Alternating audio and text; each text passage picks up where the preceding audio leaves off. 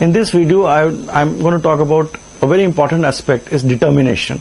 Now, which is people go into varied kind of analysis and into various kind of looking a large number of things in understanding what is determination.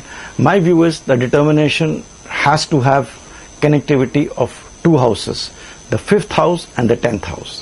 When the 5th and 10th get connected in by means of aspect, conjunction, or by means of degrees, that is through the nakshatra lord and the sub-lord, if there is a connection between the 5th and the 10th house, that is the lord of the 5th and the lord of the 10th, the person concerned will have a very high level of determination, and that is the key to it.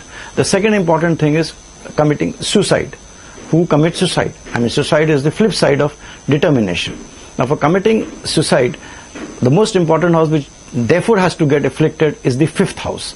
The 5th house is the house for intelligence, is the way your intellect works, the way your mind works, and it is a house for wisdom. It's also the house for your the planet sun. It's your the whole wisdom is governed by the 5th house. So if the 5th house is afflicted by 6th house, it creates problems.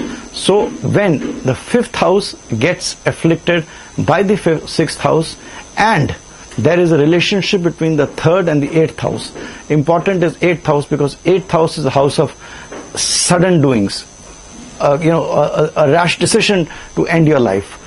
So 8th house has to get connected, and the 3rd house has to be strong, because a person who commits suicide is actually a strong person. So the tendency for committing suicide, or a person who endeavors to commit suicide, is where 5th house gets afflicted by the 6th house or is afflicted, and there is a relationship between the 3rd and the 8th house. These are the must for a person to commit suicide: an afflicted 5th house, a relationship between 5th and 6th house, and a relationship between the 3rd and 8th house. So 5th, 6th, 3rd and 8th house, when they come into an interplay, then the person would contemplate to commit suicide. And this, of course, I have repeated in other videos, this should be related to the dasha antarbhukti and to the degrees of the planets plus the D charts.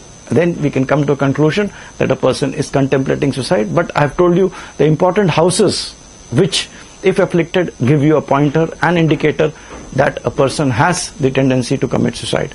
With this, I'll end this video. If you want more details, you can read my books, you can go to my sites, or you can also write to me directly. And thank you for now. Bye for now.